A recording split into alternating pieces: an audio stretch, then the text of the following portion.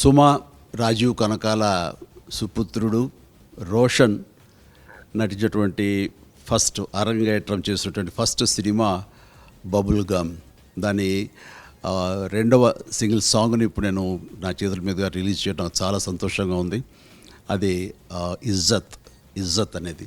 And first song ఎంత బాగా అది పాపులర్ అయిందో అందరికీ తెలిసిందే. బట్ ఈ సాంగ్ వచ్చేసరికి ఇది యూత్ని రాక్ చేస్తున్న నమ్మకం నాకు ఏర్పడింది. అంతా హుషారుగా ఉంది ఇజ్జత్ అనేది సాంగ్. సో ఈ సాంగ్ కూడా మంచి అలరిస్తుందని, అతనికి మంచి పేరు తీసుకొస్తుందని నేను ఆల్ ది వెరీ బెస్ట్ చెప్తున్నాను. రోషన్ వాళ్ళ తాతగారు దేవదాస్ కనకాల, అలాగే దేవదాస్ లక్ష్మి గారు, వీళ్ళిద్దరూ కూడాను నాకు 1977లో నటనలో నాకు అక్కడ మెళుకువలు చెప్పినటువంటి గురువులు వాళ్ళిద్దరూ.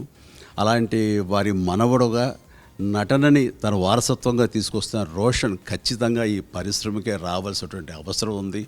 వచ్చాడు, రాణిస్తాడు. ప్రజా ఆశీస్సులతోటి అతను మంచి నటుడుగా ఇక్కడ సుస్థిర స్థానం ఏర్పరచుకుంటాడని నేను ప్రగాఢంగా నమ్ముతున్నాను.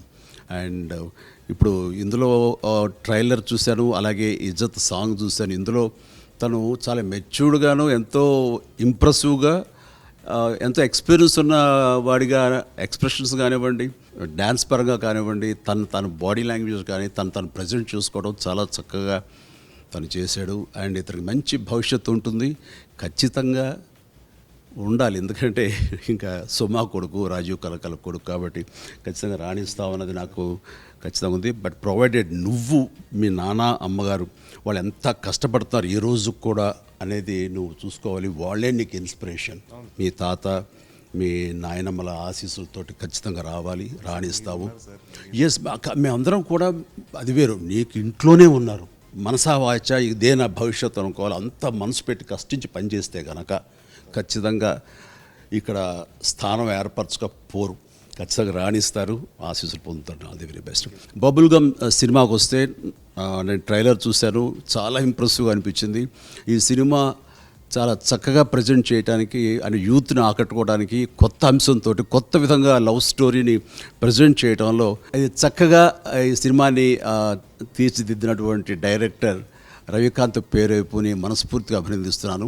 ఆయన గతంలో క్షణం, ఆ తర్వాత కృష్ణ అండ్ హిజ్ లీలా అనే సినిమా చేశారు. అందులో Krishna and his Leela cinema చాలా బాగా మంచి హిట్ అయింది.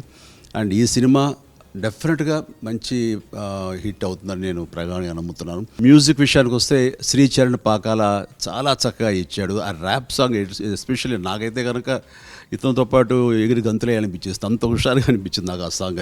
ఇది ఖచ్చితంగా ప్రతి క్లబ్లోను, ప్రతి పబ్బుల్లోనూ, ప్రతి యూత్ ఫంక్షన్లోనూ ఇది మారుమోగిపోతుందంటే ఎలాంటి అనుమానం లేదు.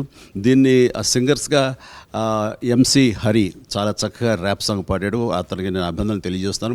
ఇక్కడ ఇంకో ఆశ్చర్య విషయం ఏంటంటే అందులో కోరస్ వచ్చేసి పాడింది రోషన్ అంట. రోషన్కి ఎక్స్ట్రా ఈ టాలెంట్ ఉండటం అనేది ఖచ్చితంగా ఇది యాడెడ్ అట్రాక్షన్, చాలా బాగుంది.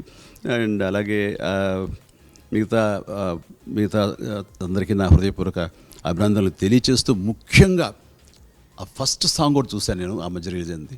అండ్ ట్రైలర్లోను హీరోయిన్ మానస చాలా బాగా చేసింది.